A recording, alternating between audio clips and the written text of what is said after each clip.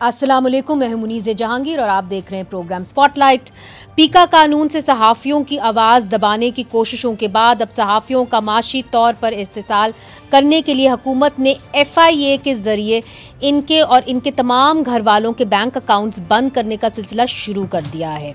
दो सहाफ़ियों असद तूर और बिलाल गौरी के अपने और इनके तमाम घर वालों के बैंक अकाउंट्स मुबैना तौर पर FIA ने बग़ैर वजह बताए फ्रीज़ कर दिए हैं, जबकि सीनियर सहाफ़ी मतीउल्लाह जान के खिलाफ भी तहकीकात शुरू हो गई हैं, जिसके नतीजे में उनकी हमशीरा के बैंक अकाउंट्स को भी फ्रीज कर दिया गया है।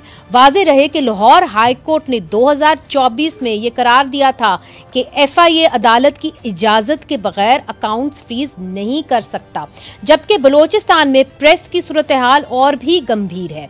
क्वेटा प्रेस क्लब में प्रेस कॉन्फ्रेंस को हुकूमत ने डिप्टी कमिश्नर की इजाज़त से मशरूत कर दिया था, लेकिन अब इस फैसले को बलोचिस्तान हाई कोर्ट ने गैर आइनी करार देकर ख़त्म कर दिया है। इसके अलावा डॉन ग्रुप, जो हुकूमत पर तंकीदी और आज़ादाना सहाफ़त के लिए जाना जाता है, मौजूदा हुकूमत की नाराज़गी का शिकार है। अक्टूबर 2024 से वफाक और पंजाब हुकूमत ने डॉन को सरकारी इख्तियारात देना मुकम्मल तौर पर बंद कर दिया है। सहाफ़ियों को सिर्फ हुकूमत से नाजरीन जो है आमराना इक़दामात का सामना नहीं, बल्कि कुछ मजहबी तंजीमें, सियासी तंजीमें भी बाज़ TV एंकर्स को जान की धमकियां दे रही हैं। इस सारी सूरत हाल में सहाफ़ी ये सवाल कर रहे हैं कि जमहूरी दौर में इनको आमराना हथकंडों का सामना क्यों करना पड़ रहा है। इस हवाले से हमारे साथ मौजूद हैं इख्तियार वली खान साहब, coordinator to prime minister information and broadcasting in Khyber Pakhtunkhwa affairs. बहुत शुक्रिया जी, आपने हमें ज्वाइन किया।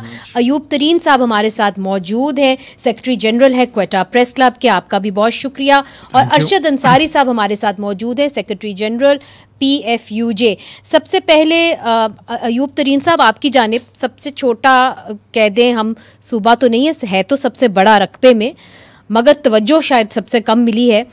वहाँ पे अगर आपने कोई प्रेस कॉन्फ्रेंस करनी है किस प्रेस क्लब के अंदर, तो डिप्टी कमिश्नर की इजाज़त क्यों ज़रूरत पड़ती थी?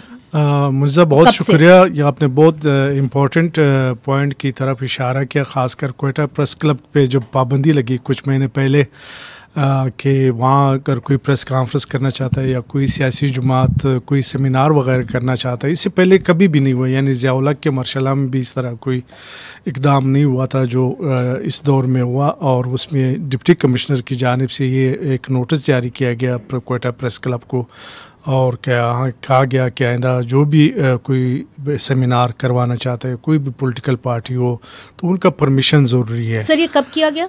ये 3 महीने कबल किया गया। तो फिर उस पर हमने एहतजाज भी किया, बलूचिस्तान यूनियन ऑफ जर्नलिस्ट के फोरम से और काम से भी बात की थी। उस पर फिर वज़ीर आला बलूचिस्तान मिर सरफराज बुगटी ने एक अच्छा कदम उठाया, वो ख़ुद आया, उसने इस पर माजरत भी की।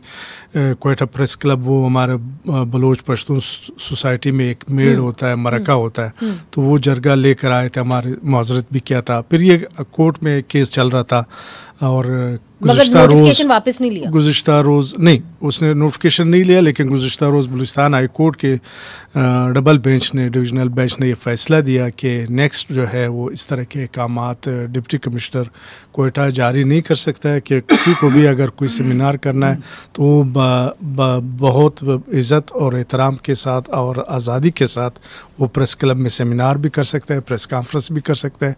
मेरे ख़्याल में ये बलूचिस्तान में और पाकिस्तान में सहाफ़ियों की एक बहुत बड़ी कामयाबी है, जिसको हम समझते हैं, क्योंकि मैंने पहले भी बताया था कि ज़िया-उल-हक़ के मार्शला में भी इस तरह कदगन नहीं लगी थी जिस तरह ये वाक़या हुआ है। जी, अरशद अंसारी साहब की जानिब में बाद में आऊँगी, क्योंकि पहले मैं चाहती हूँ कि इख्तियार वली साहब आप इसका जवाब ज़रूर दें कि जी जनरल मुशर्रफ तो छोड़ें, जनरल ज़िया-उल-हक़, मगर चूँकि बलूचिस्तान का मसला ज़रा नायाब है, उनसे भी ले लें। अच्छा, अरशद अंसारी साहब, इख्तियार वली साहब जो हैं वो अपनी बारी आपको दे रहे हैं, मगर ज़ाहिर है आप लोग भी सारा मलबा इकट्ठा करें।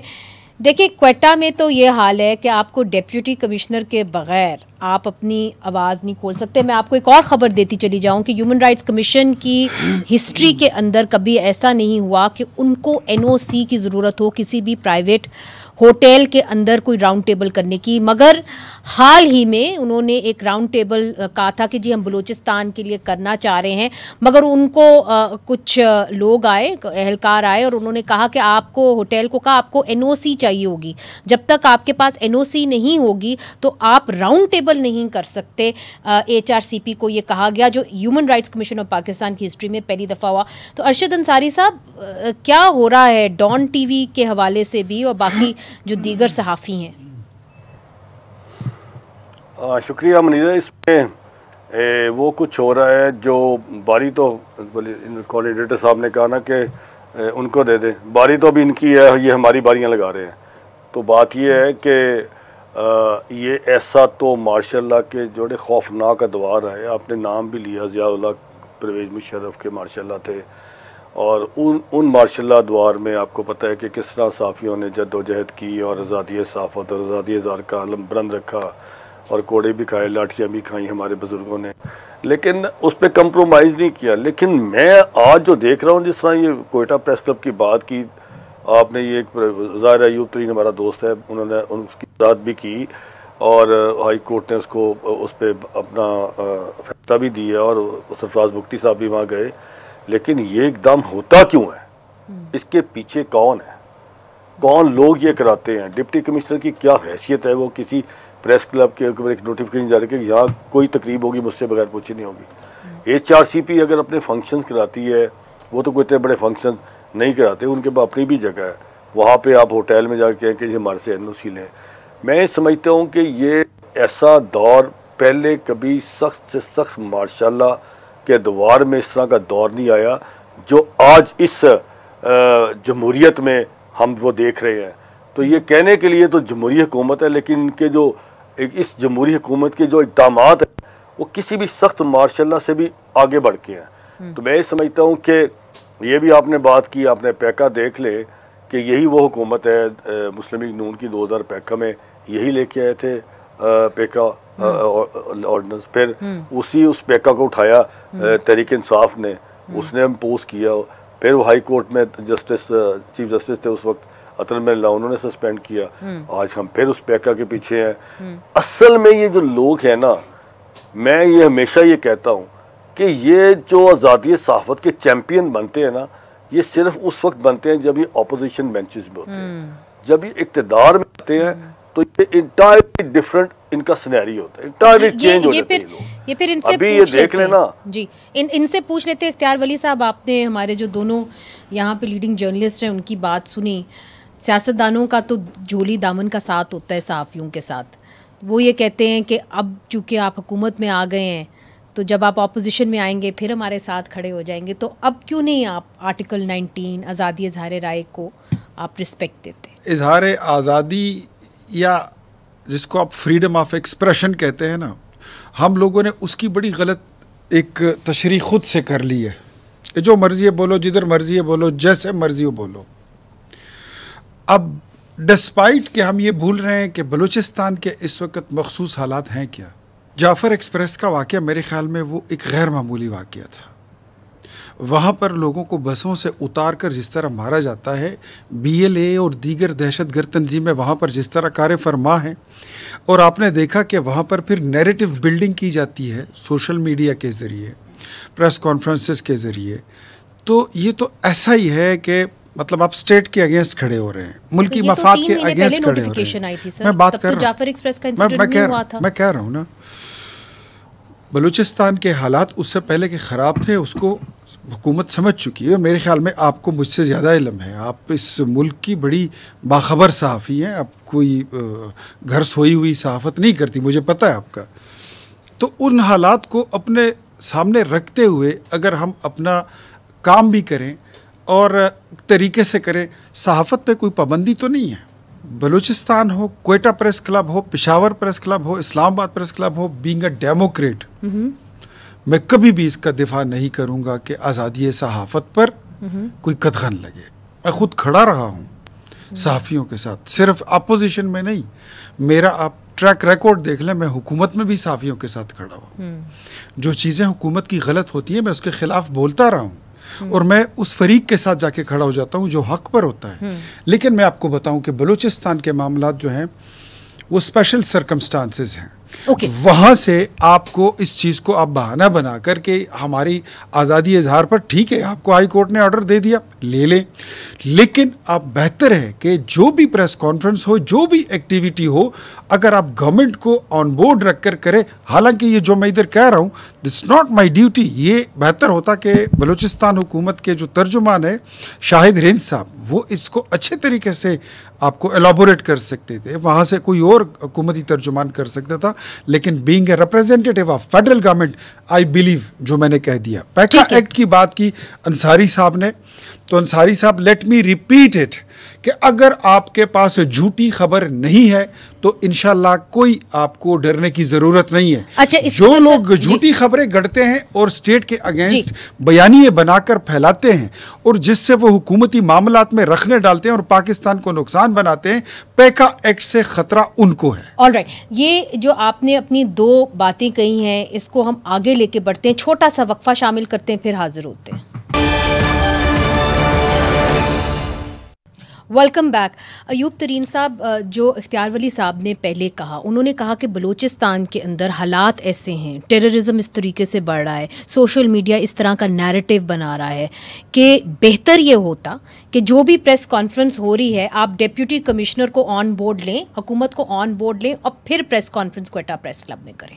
क्वेटा प्रेस क्लब में मुनीज़ा आप खुद आती जाती हो, वहाँ लोग आते अपने मसाइल लेके, अपने दर्द दुख लेके उधर बात करते ताकि उनकी जो बात है वो किसी हुकाम बाला तक पहुँचे।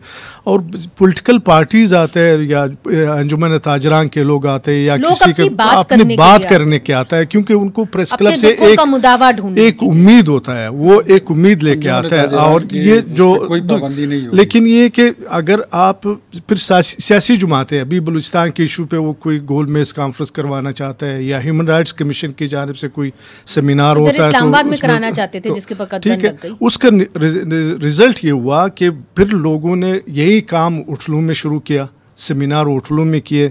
अभी क्वेटा प्रेस क्लब का एक मिनिमम फीस होता है, उससे उसका इनकम होता है, प्रेस क्लब का बिल्डिंग से वो ख़त्म हुआ। तो ये चीज़ें आज़ादी इज़हार के साथ साथ मेरे ख्याल में क्वेटा में या बलूच सहाफ़ियों पे भी उन्होंने एक किस्म का माली माशी कदगन लगाने की कोशिश की। लेकिन अब चूँकि केस गया बलूचिस्तान हाई कोर्ट में, उनका कल जो फैसला आया, मेरे ख्याल में इसको जो हुकूमत के में शामिल लोग थे वो भी डिप्टी कमिश्नर के नोटिफिकेशन से खुश नहीं थे। और इख्तियार वली साहब ने जो उसकी एक लुब लिबाब पेश किया, शायद इसको भी ये एहसास है कि प्रेस क्लब पे पाबंदी लगाने से या सहाफ़ियों की आवाज़ पर पाबंदी लगाने से जो मसाइल है वो कम नहीं होते बल्कि वो और बढ़ते हैं। जो सोसाइटी में एक जो लावा ऑलरेडी बन रहा है वो मज़ीद उसमें वो पटने का ख़तरा होता है। जितनी आप पाबंदियाँ लगाओगे उससे उतना ही नुकसान होता है। उनके कहने का मकसद ये है कि पूरे मुल्क को अगर आप प्रेशर कुकर बना देंगे तो सिटी भी बंद कर देंगे तो फटेगा। Deputy commissioner Quetta right now मैं अभी निकल के उसको कांटेक्ट करता हूँ। सर अभी तो हो गया, अभी अब तो उसका खत्म हो गया इख्तियार। मैं कल आपने साफत नहीं करनी, कल आपने प्रेस क्लब नहीं चलाना। सही बात, ठीक है। अगर आप नहीं आप कह रहे कि दोबारा ना लगे, दोबारा लगे, हाँ नहीं दोबारा ना लगे तो वो तो बात अच्छी बात है, आप कॉल करें और उसको कहें तो वो तो अच्छी बात है। हम आपके साथ खड़े हैं, अरशद अंसारी जेन्युइन इश्यूज हैं उस पे आपके साथ देंगे। ये अच्छी बात है चूंकि वहाँ पे आपकी हुकूमत भी नहीं है, पीपल्स पार्टी की है, मगर आपके इत्तेहादी हैं। मगर पीका का जो कानून है, सेक्रेटरी जनरल साहब अरशद अंसारी साहब, आप इसको काला कानून कह चुके हैं, मगर हुकूमत बार बार ये कहती है कि आपको इस कानून से डरने की कोई ज़रूरत नहीं। ये जो कानून है ये उन लोगों के ऊपर लगेगा जो सहाफ़ी नहीं है। नहीं ये बात बिल्कुल गलत है। ये एक इस काले कानून की एक इंटरप्रिटेशन है कि आप उसको उसके आप सहाफ़ी हैं, आपको डर नहीं है, जो सहाफ़ी नहीं है। ये कानून जो है मुनीर, ये 25 करोड़ अवाम के ऊपर कानून है। इस कानून से शहरी आज़ादियाँ सल्ब हो गई हैं, छीन गई हैं। अब मुझे ये बताएं, अख्तियार वली साहब फरमा रहे हैं कि आपका नहीं है, मैं इनको बताता हूँ, कहते हैं कदगन भी नहीं, पाबंदी नहीं है। इस पीका से बड़ा कदगन और पाबंदी क्या होगी? नंबर 1। नंबर 2 बात ये है कि हम ये कहते हैं काला कानून, क्यों इसको हम काला कानून कहते हैं कि इससे ये आवाज़ बंद कर रहा है ये लोग। अब यहाँ पे वार्डन्स पीका के तहत पर्चे करा रहे हैं, सब्जी फरोश पकड़ा जा रहा है, आम आदमी जो सड़क पे खड़ा हुआ पकड़ा जा रहा है। एक वार्डन है लाहौर में, एक साइबर क्राइम का डीएसपी बना दिया और रोज पीका एक्ट 2016 के तहत पर्चे हो रहे हैं। अब इससे मेरे और आपके लिए नहीं, ये 25 करोड़ आवाम के लिए है, ये इन्हीं सियासतदानों के लिए है जिन्होंने आज ये जो लोग बैठे हैं ट्रेजरी बेंचेस पे, ये कल को अपोजिशन में होंगे, इन्हीं के लिए भी है। मैं तो ये भी कहता हूँ कि आज आप इसके खिलाफ अगर आवाज बुलंद नहीं करेंगे तो इस गड्ढे में ये खुद गिरेंगे। अरशद अंसारी साहब ये आपको कह रहे हैं कि आप अपने लिए ही एक फंदा जो है वो बना रहे हैं और जब आप ऑपोजिशन में आएंगे आपको इस फंदे का सामना करना पड़ेगा। मैं तो हैरान हो गई कि इस कानून के अंदर ये भी है कि जो लोग कौमी असम्बली में बैठे हुए हैं उनके ऊपर आप तनकीद नहीं कर सकते। पूरी दुनिया में सियासतदान कहते हैं हम जो हैं we are like public property, हमारे ऊपर तनकीद करें, हम तनकीद देने के लिए तैयार हैं। अब मुझे आज भी याद है बेनज़ीर भुट्टो साहिबा भी ये बात कहती थी कि हम तो तनकीद लेते हैं, बड़ी तरीके से लेती थी। तो ये किस किस्म के कानून आपने बना दिए? आप एक बेटी भी हैं, आप एक खातून भी हैं और आपके दुपट्टे के साथ आपके घर की इज्जतें भी बंदी होती हैं। ये कौन सी सहाफत है कि किसी की माँ बहन को गाली दी जाए? ये तो कौन तो सी, आप वैसे ही देते हैं ये कौन सी सोशल मीडिया तो है आप आए दिन रोज देते हैं, आप जिस पर खुद आप देते हैं सहाफत को साइड पर रखकर बेसिकली मुझे तो आपको पढ़ाने सिखाने की ज़रूरत है ही नहीं, ना अंसारी साहब को। आप लोग मुझसे ज़्यादा समझदार और पढ़े लिखे सहाफ़ी हैं।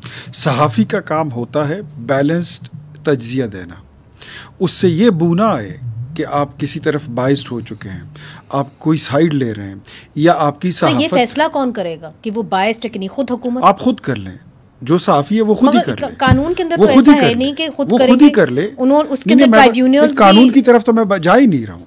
मैं तो कह रहा हूँ हर साफ़ी सेल्फ कैथारसिस कर ले, अपनी मेडिटेशन कर ले कि क्या वो एक अनबाइस्ड जर्नलिज्म कर रहा है कि नहीं। वो कोई स्पेशल एजेंडा लेकर एड्स दिए जा रहे सर, आप उसको बायस समझ letting me to speak. But sir this is a big question. लोग पूछ रहे हैं डॉन के एड्स इस वक्त बंद हैं, जो लोग सहाफ़ी जिनको लोग देखते हैं असतूर, कुछ नाम आपने इससे लिए। मुझे अच्छा, मैं I don't want to mention anybody's name, मैं किसी का नाम नहीं लेना चाहता। मुझे ये बताइए, एटलीस्ट उसको बताएं तो सही किसने क्या कसूर किया कि उसका बैंक अकाउंट पता है कि उनके पता। मुझे ये बताइए यूट्यूबर कोई सहाफ़ी होता है? मैं नहीं मानता, मैं नहीं, कोई दुनिया नहीं मानती। फिर आप मुझे भी मान लें, मेरे इस वक्त ऑलमोस्ट 1 मिलियन फॉलोअर्स हैं, मैं सहाफ़ी हूँ? नहीं मानेंगे।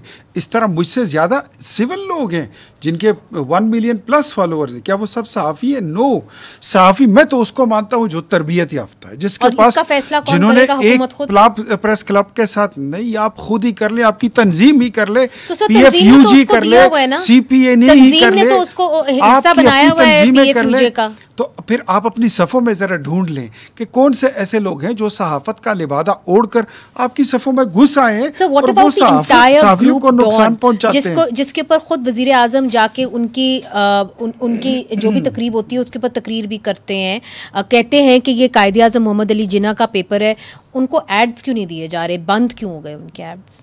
एड्स जो है ये कोई मतलब ज़रूरी नहीं है कि आप, ये कोई लीगल बाइंडिंग नहीं है कि आप खामा-खा किसी को ज़रूरी, कोई आसमानी सहीफ़ा नहीं है कि आपने सारे ऐड एक अखबार को देने हैं या आपने सब में इक्वल डिस्ट्रीब्यूशन करनी है। व्हाटएवर, वो और तो या किसी को एक भी नहीं देना है, व्हाटएवर जो भी है, मतलब उसकी कोई लीगल बाइंडिंग तो नहीं है। अब ये भी आपने देखना होता है, आप सज़ा तो दे रहे हैं ना उसको। सज़ा हम दे रहे हैं, आप ही अपनी अदाओं पर ज़रा गौर करें। हम अगर अर्ज़ करेंगे तो शिकायत होगी। कुछ तो चीज़ें देख लिया करें, कुछ मामलात देख लिया करें कि रियासत किस तरफ मुड़ के जा रही है और आप किस तरफ जा रहे हैं। आज से 1 साल 1.5 साल पहले देख लें कि आपकी LCयाँ बंद हो रही थी, आपके साथ कोई बिजनेस कर रहा था, आपके इंटरनेशनल अफेयर्स में आप तनहा रह गए थे, कोई पड़ोसी आपके साथ नहीं था। ये जानने की कोशिश कर रही हूं। रिवाइवल ऑफ इकोनॉमी, पाकिस्तान को बचाना, जब आवाज़ें लग रही थी, क्यों आप भूल रही हैं और अंसारी साहब क्यों बोल रहे हैं? आज से कोई चंद महीने पहले की बात है, कोई 1.5 साल 2 साल पहले देखें, जो कहते थे कि पाकिस्तान टूटने लगा है, इसके 3 टुकड़े होने लगे हैं, ये सोमालिया बन जाएगा, ये दिवालिया बन जाएगा। ये डॉन कह रहा था सर? के पाकिस्तान को, मैं आपको ओवरऑल परसेप्शन में बता रहा हूँ, मुझे किसी के खास लड़ाई में मुझे ना डाले ना। ऐसे पाकिस्तान को अगर हम बचा के लाए हैं, भंवर से कश्ती निकाल कर लाए हैं, एटलीस्ट हमें क्रेडिट दें। हाँ, जहाँ तक आज़ादी इजहार की बात है, तो मैं आपको एक बात मैं बड़ी ऑनेस्टली बताता हूँ। देखिए, मैं 35 ईयर्स का पॉलिटिकल कारकुन हूँ। मैं इस मुल्क की 14 जेलें देख चुका हूँ। I have gone through nail extractions, I have my 4 fingers broken. मैं फिजिकल टॉर्चर से गुजरा हूँ। छोड़ दीजिए फिर ये कहानी, फिर कभी मैं कभी भी नहीं चाहूँगा कि मेरे मुल्क में, मेरी जमात नहीं चाहती, मेरी क़यादत नहीं चाहती कि सहाफ़ियों पर कदगन लगे और सहाफ़त को हम ताले लगा दें। नहीं, लेकिन हम आपको मजबूर नहीं कर रहा। हमारे हालात, हमारे जो मुल्क के मखसूस हालात हैं, आपको पता है, कुछ लोग चाहते हैं कि खैबर पख्तूनख्वा जो है वो ग्रेटर पख्तूनिस्तान बन जाए, कुछ लोग चाहते हैं कि बलूचिस्तान आपसे अलग हो जाए। क्या नहीं पता मेरे भाई अरशद अंसारी साहब को, तरीन साहब को नहीं पता कि इंडिया से पैसे कौन भेज रहा है, किन लोगों को खरीदा गया है? हम तो उस मुल्क को बचाने जा रहे हैं जिस कायदे-ए-आज़म का आपने जिक्र किया कि डॉन अखबार उन्होंने जारी किया था। उस पाकिस्तान की बात कर रहा हूं, हम तो उसके बचाने की बात कर रहे हैं। अच्छा, तो आप बचाएंगे पाकिस्तान को कैसे? कंक्लूडिंग रिमार्क्स अयूब साहब, मैं आपसे और फिर अरशद अंसारी साहब से कंक्लूडिंग रिमार्क्स। मैं ये डॉन के जो इश्तिहारात का मसला है, मेरे ख्याल में गवर्नमेंट के पास ये इश्तिहारात की तकसीम का इख्तियार नहीं होना चाहिए, क्योंकि जब भी हम देखा, अगर आपको याद हो, इमरान खान की हुकूमत के दौर में भी इसी तरह के हरकतों की वजह से हज़ारों अफराद बेरोज़गार हुए थे, चैनल से निकाले गए थे, अखबारात से निकाले गए थे। अब भी जब आप डॉन जैसे इदारे के अगर आप इश्तिहार बंद करेंगे तो इसका किसी न किसी तरह इसका जो नज़ला गिरेगा वो वर्कर पे गिरेगा। ठीक, हमारे लोग बेरोज़गार हो जाएंगे और उसकी वजह से जो पसमानदा तबका है वो और पसमानदा हो जाएगा। अरशद अंसारी साहब, कंक्लूडिंग रिमार्क्स। मेरा ख्याल है कि अख्तियार वली साहब की इस बात पे जवाब ज़रूर दूंगा कि हम ये कभी नहीं कहते कि कोई शख्स गाली दे, बदतसीबी करे, बदतमीज़ी करे। अख्तियार वली साहब सही कह रहे हैं कि हम तो उसको मानते नहीं हैं, लेकिन वो हर आने वाला भी अब वो ये तो नहीं बताएंगे कि साफ़ी कौन है कौन नहीं, वो हमें पता है। अरशद अंसारी साहब, आपका बहुत शुक्रिया। अख्तियार वली खान साहब, आपका भी बहुत शुक्रिया। अयूब साहब, आपका भी बहुत शुक्रिया। नाजरीन, हमने अगले सेगमेंट की तरफ जाना है, मगर जाने से पहले मैं ये ज़रूर कहूँगी कि आमराना दौर में जब पूरा पाकिस्तान प्रेशर कुकर बना हुआ था तो प्रेस क्लब्स वो सीटी थी जिससे स्टीम फिर भी निकल सकती थी। तो हम उम्मीद करते हैं कि कम अज़ कम वो सीटी कायम रहे। एक वक्फा लेते, वक्फे के बाद फिर से हाजिर होते हैं। हुकूमत ने कुछ अच्छे इक़दाम किए ख़वातीन के हवाले से, वो आपको दिखाएंगे वक्फे के बाद। वेलकम बैक नाजरीन। आखिरकार खवातीन के लिए कुछ अच्छी खबरें। कल पंजाब असेंबली ने एसिड कंट्रोल बिल को पास कर लिया है। इस बिल को पास करवाने के लिए सिविल सोसाइटी पिछले 10 सालों से कोशिश कर रही थी। एक रिपोर्ट के मुताबिक हर साल 200 से ज्यादा अफराद तेजाब गर्दी का शिकार होते हैं और इनमें 90% से ज्यादा खवातीन ही शामिल होती हैं। और पुलिस के मुताबिक इसकी अहम वजह तेजाब की आसान और खुलेआम खरीदो फरोख्त है। इस बिल के तहत बगैर लाइसेंस के तेजाब की तिजारत पर पाबंदी होगी और 18 साल से कम उम्र अफराद को तेजाब नहीं बेचा जाएगा, जबकि तेजाब को जखीरा करने के लिए कवायद बनाए जाएंगे और तेजाब खरीदने वालों को अपनी शनाख्त और दीगर कवायद जमा करवाने होंगे। तेजाब की पैकेजिंग पर भी इसके खतरे का वाज़े तौर पर लिखा जाएगा। इसके अलावा अदालतों से भी खवातीन के लिए कुछ अच्छी खबरें हैं। लाहौर हाई कोर्ट ने एक अहम फैसला देते हुए ये करार दिया है कि अगर औरत शौहर के जालिमाना रवैये की वजह से खुला हासिल करती है तो इसको हक मेहर की मुकम्मल रकम लेने का हक हासिल होगा, जबकि अमली तौर पर खवातीन को अक्सर हक मेहर अदा ही नहीं किया जाता।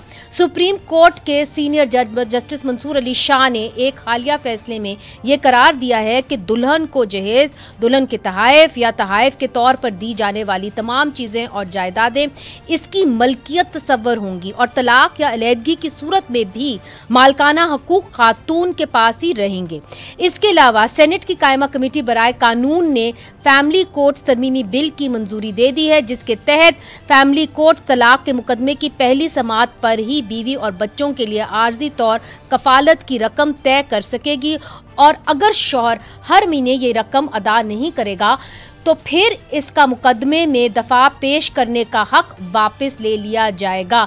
नाजरीन, इन तमाम मौज़ूआत के ऊपर हमने बात करने के लिए दावत दी है निदा अली साहिबा को, जो आसमा जहांगीर लीगल एड सेल की एग्जीक्यूटिव डायरेक्टर हैं, और ये इदारा जो है ये ख़वातीन को मुफ्त लीगल एड फराहम करता है। बहुत बहुत शुक्रिया, आपने हमें ज्वाइन किया। अच्छा, ये जो तमाम कवानीन पास हुए हैं और होने जा रहे हैं और अदालतों का हुक्मनामा आया है, पहले तो एसिड कंट्रोल के ऊपर आए। हमने देखा है कि एसिड कंट्रोल कुछ हद तक हो गया था, मगर फिर से तवातुर से जो है एसिड अटैक्स होने शुरू हो गए। अब ये जो इन्होंने कहा है कि जी हम इसको एक तरीके से रेगुलराइज करेंगे, जो लोग एसिड बेच रहे हैं, इससे क्या जो ख़वातीन के ऊपर एसिड फेंका जाता है उनकी वाक़यात में कुछ कमी आएगी? Thank you Muneeze. एसिड का कानून जो पाकिस्तान पीनल कोड में सज़ाएं थी कि औरतों के ख़िलाफ़ अगर एसिड वायलेंस किया जाए, जो कि एक वायलेंस ऑफ हेट्रेड है, तो 14 से लेके लाइफ इम्प्रिजनमेंट थी कि अगर कोई करोसिव सब्सटेंस यूज़ करता है किसी को हार्म करने के लिए। हाउएवर जो इसकी रेगुलेशन ऑफ सेलिंग एसिड था वो पॉइजन एक्ट 1919 कॉलोनियल एरा का लॉ था, जिसके मुताबिक इसको रेगुलेट किया जाता था और जो कि नहीं होता था, जो हार्डली इम्प्लीमेंट होता था। इस कानून को जो ये आया है इसको हम वेलकम करते हैं। इसमें बहुत पॉजिटिव चीज़ें हैं। इसमें लाइसेंसिंग डिप्टी कमिश्नर करेगा, स्टोरेज, ट्रांसपोर्टेशन और इस तरह की चीज़ें अगर ये हो जाए कि लोगों को प्रोड्यूस करना या ख़रीदना में मुश्किल पैदा हो और उनको सज़ाएं मिलें या उनको पेनल्टीज़ लगें, तो ये एक बहुत डिटरेंट होगा। और अगर बात तो एंड में आती है कि क्या ये इम्प्लीमेंट होगा कि नहीं, क्योंकि हम बहुत अच्छे कानून बना चुके हैं और बनाते जा रहे हैं, लेकिन एंड में बात इम्प्लीमेंटेशन पे आती है। But having said that, being a lawyer, कानून बनाना पहला स्टेप है एंड वी वेलकम दिस।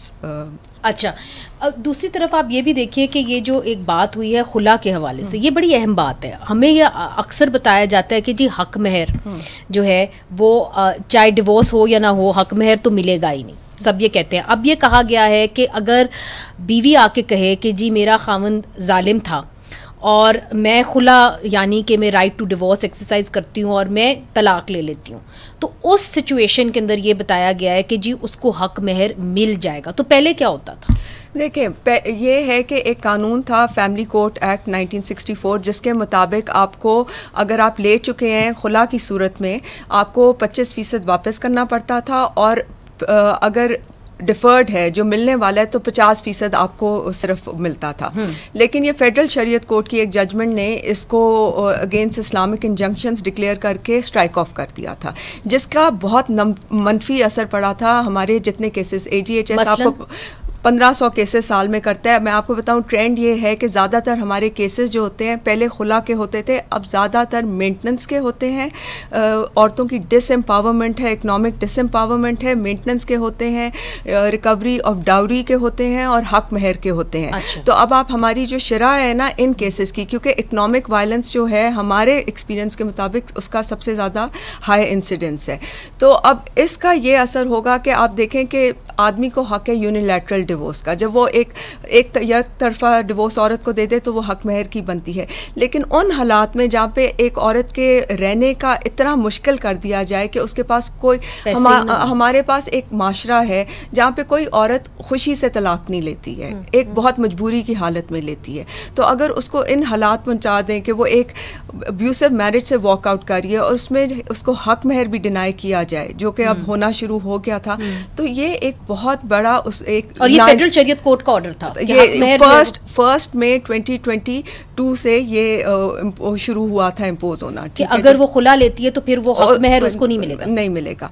अब एक और फेडरल शरीयत कोर्ट की है जजमेंट और एक अब ये आई है लाहौर हाई कोर्ट और अब ये है कि अगर वो ये कह दे कि जी मेरा जो खावंद था वो जालिम था, तो जालिम के भी तो बड़े पैमाने होते हैं ना कि किस तरह का जालिम था। ये एक चीज़ है कि उन्होंने इसमें ना किया है कि एक औरत अगर वॉलंटरली अपना फोरगो करिए, फेडरल शरीयत कोर्ट में था और कोई उसकी कंडीशन नहीं है खुला लेने की, तो फिर उसमें होगा। पर जहाँ पे वो इस खामन की कंट्रीब्यूशन की वजह से खुला ले रही है, contribution meaning she is a victim of abuse, तो फिर उसको ये 200 हाँ जी 2 लाख रुपया उसको दे रहे हैं। ये it's a very good step to acknowledge कि औरतें जो हैं खुला वो अपनी मर्जी से किसी मजबूरी की वजह से लेती हैं, वो कोई शौक की वजह से नहीं लेती। It's a good step, but being a women's rights activist, मेरा जहाँ पे उन्होंने कहा है कि खुला एक एब्सोल्यूट राइट है और ये एक कॉन्ट्रैक्चुअल ऑब्लिगेशन है, ये जो हक महर है उसकी, ठीक है, तो ये भी जो होना चाहिए ये ऑटोमेटिक होना चाहिए। मगर इस केस में तो लाहौर हाई कोर्ट के ऑर्डर में तो ऑटोमेटिक नहीं है, उसके अंदर आपको कंडीशन ये लगाई हुई है, शर्त ये लगाई हुई है कि आपको पहले ये अगर आप ये साबित कर देते हैं कि उसमें भी अगर कोर्ट इस बर्डन ऑफ प्रूफ ज़्यादा नहीं डालता, लेकिन मैं कहती हूँ ये भी कंडीशन नहीं होना चाहिए होना खुला। अगर आपका जो ये हक महर है ये ऑटोमेटिक राइट होना चाहिए, ये कंडीशनल नहीं होना चाहिए। मगर मुझे ये बताइए कि अब जो लाहौर हाई कोर्ट ने ये फैसला कर दिया कि जी हक महर आपको मिल जाना चाहिए, तो हक महर मिल जाएगा कि नहीं? अगर ये प्रूव हो गया कि जी नहीं ये वाकई में इसको जालिम था इसका खामंद और इसको हक महर मिलना चाहिए, कितने केसेस में हक महर मिल जाता है? की बात बताती हूँ कि ये जो नान नफका वगैरह होता है ये जो औरतें करती हैं, अगर हमारे जो केसेस हैं, मैं अपने ये सारी जो बात कर रही हूँ अपने केसेस की एविडेंस के बेसिस पे कर रही हूँ कि अगर 10 केसेस में एक्सिक्यूशन होनी है तो मुश्किल से जाके 2 लोगों को मेंटेनेंस मिलती है जब अरेस्ट होता है हस्बैंड, उस पॉइंट पे जाके 2% आप बता रही। हाँ जी, तो उस पे जाके, और इतना लंबा प्रोसीजर होता है, कोर्ट दे चुकी होती है, डिक्री कर चुकी होती है देना है, लेकिन उसको के खामन को जब बेलिफ जाएगा उसको फिर अरेस्ट वारंट्स हम निकलवाते हैं, जाएगा उसको ढूंढेगा, अगर एक शहर में ये है तो वो इतना मुश्किल होता है। अगर ये 2 शहरों में मियाँ बीवी ex husband and ex wife रहते हैं तो ये नियरली इम्पॉसिबल हो जाता है। यानी कि जो ऑलरेडी जो कवानीन हैं उनको नाफिज कैसे करना है उसके कायदे ज़वाबित बनाने ज़्यादा ज़रूरी है, बजाय इसके कि और मज़ीद कानून साजी की जाए। जितनी ये बिल्कुल जी, जितनी ये मेंटेनेंस और ये पैसों के मामलात होते हैं, इनको कैसे रिकवर करना है, इनकी कैसे एक्सिक्यूशन करानी है, इसमें तरजीह लाने की ज़रूरत है। बहुत बहुत शुक्रिया हमसे बात करने की। तो यहाँ पे निदा अली साहिबा ये कह रही थी कि जो मौजूदा कवानीन हैं उनको नाफिज करने के लिए कायदे ज़वाबित को मज़ीद बेहतर करना चाहिए, और ये भी उनका कहना था कि जहाँ तक ख़वातीन की खुला का सवाल उठता है या उनकी डाउरी का सवाल उठता है तो उनको वो वैसे ही मिल जानी चाहिए। अगर हक महर उनको दी गई है तो उनको हक महर वैसे ही मिल जानी चाहिए, कोई इसके ऊपर कोई शर्त नहीं होनी चाहिए कि किस सूरत में उसको हक महर मिलनी है। मुनीज़ा जहांगीर को आज के लिए इजाज़त दीजिए, खुदा हाफिज़।